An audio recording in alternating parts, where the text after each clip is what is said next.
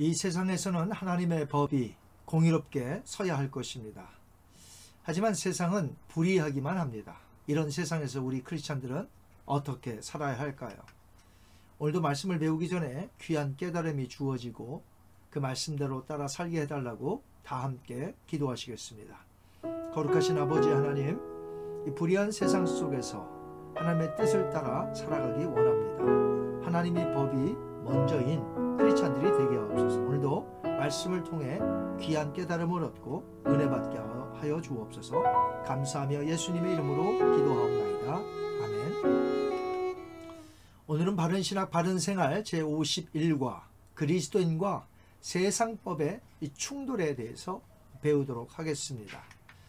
이 그리스도인들은 우리에게 주신 성경책이 삶의 유일한 법칙과 규범으로 삼아 살아가고 있습니다. 왜냐하면 전능하신 하나님의 말씀이기 때문에 그렇습니다. 웨스트민스터 소율의 문답 제 문제 2번에 보면요, 질문이 이렇습니다. 하나님께서 무슨 규칙을 우리에게 주시어 어떻게 하나님을 영화롭게 하고 즐거워할 것을 지시하셨는가? 답은 이렇습니다. 신구약 성경에 기재된 하나님의 말씀은 어떻게 우리가 그를 영화롭게 하고 즐거워할 것을 지시하는 유일한 규칙이다. 하지만 정작 그리스도인들이 이 세상을 살려고 할 때에 이 충돌하는 경우가 너무나 많습니다. 그럴 때 우리는 어떻게 해야 할까요? 레디컬이라는 책을 써서 센세이션을 일으킨 데이빗 플랫 목사는 이 카운터 컬처라는 책을 또다시 썼습니다. 그 책 중심 내용이 복음과 문화가 충돌될 때입니다. 뉴욕타임스가 꼽은 베스트 작가 이 데이빗 플랫은 빈곤, 성매매, 동성애, 낙태, 인종차별, 신앙의 자유 같은 이슈들에 대해서 성경적인 입장을 기반으로 그리스도인들에게 구체적인 대처 방법을 제시하기도 합니다. 세상은 세속적인 문화를 가지고 있습니다. 그러다 보니까 이 복음과 문화는 충돌하기를 자주 하는 것이죠. 마치 예수님이 이 세상에 오셨을 때에 세상이 그를 알아보지 못했던 것처럼 번번이 예수님의 말씀에 반기를 들고 충돌했던 것처럼 복음과 문화는 서로 충돌한다는 것이죠. 다시 말해서 그리스도인들은 하나님의 말씀의 법으로 살아가는데 세상은 세상이 만들어 놓은 법으로 살아가기 때문에 이 그리스도인과 세상 법과 충돌하는 경우가 많음을 보게 됩니다. 이럴 때 어떻게 해야 할까요? 또 다른 표현으로 하나님 나라와 세상 나라의 충돌이라 이렇게 표현할 수도 있겠습니다. 예수님은 자신의 나라가 이 세상에 속하지 않았다고 말씀하셨죠. 이것은 이 땅에 두 개의 나라가 있음을 가리킵니다. 이 세상 나라와 하나님의 나라인 것이죠. 이 국가별로는 현재 200개가 넘는 나라들이 있지만 성경적으로 보면 딱 두 개의 나라가 있습니다. 바로 하나님의 나라와 세상 나라입니다.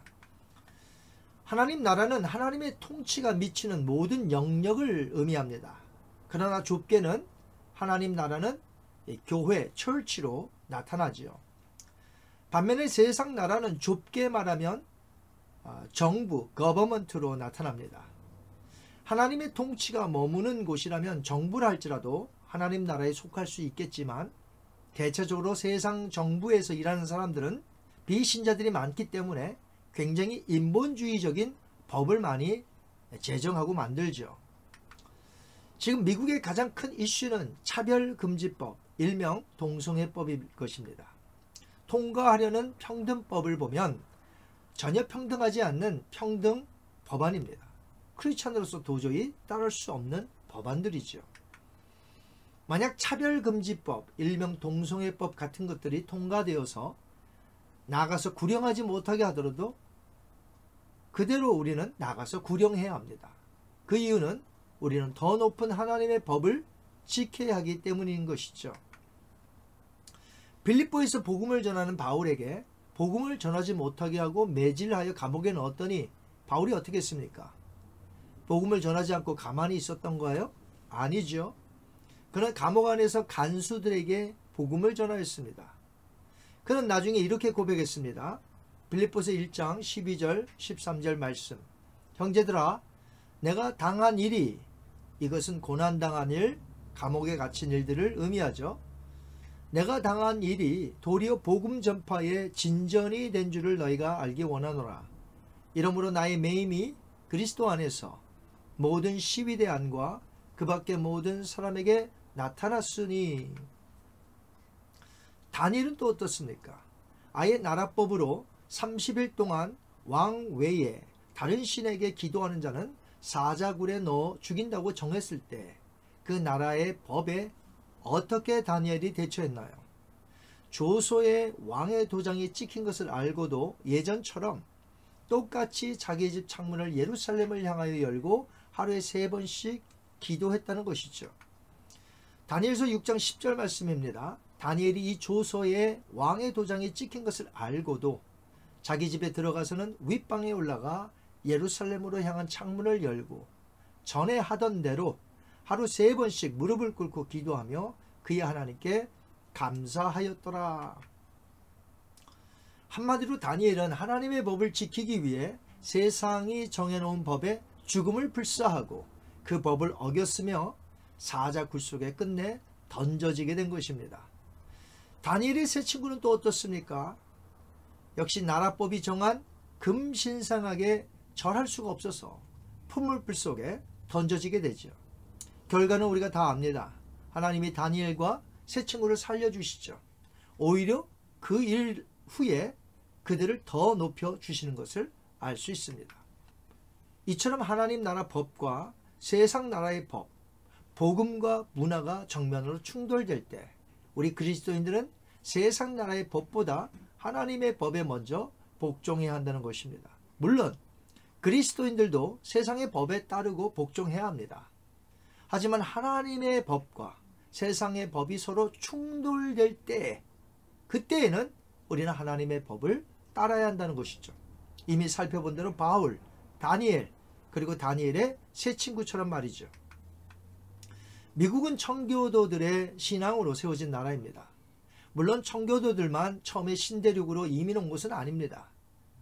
그들의 숫자는 오히려 매우 적습니다. 그러나 반대로 금광을 캐러 오고 다른 목적으로 온 자들이 훨씬 더 많습니다. 그럼에도 불구하고 미국을 청교도의 신앙으로 세워진 나라라고 말할 수 있는 것은 미국의 법을 제정하고 시작한 위정자들이 전부 신앙인이었기 때문에 그렇습니다. 그래서 미국의 수도인 워싱턴 DC의 의사당 안에만 보더라도 하나님의 말씀인 성경의 말씀들이 곳곳에 새겨져 있습니다. 건국의 이념이 하나님의 법이었던 것이죠. 그래서 하나님은 말할 수 없는 축복을 이 미국 땅에 부어주신 것입니다. 하지만 지금의 미국은 너무나 인본주의적으로 바뀌었습니다.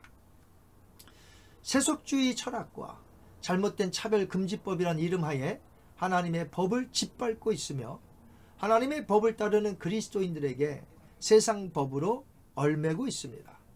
지금 우리 주변에는 이미 세상적인 법이 많이 통과되었고 앞으로도 계속 통과시키려고 몸부림치고 있습니다. 이럴 때 우리 그리스도인들은 어떻게 해야 할까요? 제가 몇 년 전에 총회 세미나에 가서 만난 목사님 부부가 계십니다. 김태호 목사님과 세라킴 사모님이 이 공동대표로 TV Next란 단체를 만드셔서 일하고 계신데, TV Next란 Traditional Values for Next Generation의 약자가 됩니다. 저에게 계속해서 그분들이 카톡으로 현재 어떤 법이 통과되었는지에 대한 현황, 또 법이 통과되기 직전에 매우 중요한 정보, 현재 이슈들의 내용에 대한 성경적인 세미나, 그리고 현재 기도 제목들을 알려주시고 계십니다. 보내주신 글들과 현재 법들을 보면 정말 주님이 다시 오실 때가 다 되었다는 말세 지마를 느낄 때가 많이 있습니다. 두 분의 강조점은 크게 세 가지입니다. 첫째는 잘못된 가치관과 나라에서 정해진 잘못된 악한 법의 시급함을 깨달아 알아서 교회에서 성경적인 가르침으로 대처해 나가야 한다는 것이죠. 두 번째는 현재 법의 통과를 앞둔 내용을 알려주심으로 시민으로서 얼마든지 반대하는 투표를 하도록 격려하고 있습니다. 세 번째는 이런 악법들이 통과되지 않도록 하나님께 기도하고 함께 연합하여 기도회를 갖게 하는 것입니다. 성경적인 가르침, 비성경적인 세상법에 반대하는 목소리와 참여, 그리고 모든 것이 하나님의 손에 달려 있으니 하나님께 기도하자는 이 세 가지를 우리는 실천해야 하겠습니다. 지금 우리들의 자녀들은 악법에 노출되어 있습니다. 참으로 암담한 현실입니다. 그러나 좌절하지 말고 계속해서 성경적인 가르침을 해야 하겠습니다. 하나님은 살아계시기 때문에 우리는 그분을 믿고 마지막 이 시대를 살아가야 할 것입니다. 세대가 아무리 변해도 진리는 변하지 않고 신앙은 변할 수 없습니다. 그래서 이 시대에도 우리는 마치 바울, 다니엘, 그리고 그의 세 친구처럼 또한 성경에 나타난 수많은 신앙의 인물들처럼 하나님의 법을 따라 지키며 살아가야 할 것입니다. 이 시간 한번 기도합니다. 자비로우신 아버지 하나님, 악한 법들이 있을 때 우리 크리스찬들이 어떻게 살아야 할지, 복음과 문화가 충돌될 때 어떻게 살아가야 할지 우리에게 깨달음을 주시니 감사합니다. 이제 우리들이 하나님의 법을 더 존중히 여기며 살아갈 수 있도록 인도하여 주셔서 마치 바울과 다니엘의 세 친구처럼 그렇게 살게 하여 주옵소서. 감사하며 예수님의 이름으로 기도하옵나이다. 아멘. 다음 시간에는 그리스도인의 서원에 대해서 배우도록 하겠습니다. 한 주간도 여러분 승리하시기 바랍니다. 감사합니다.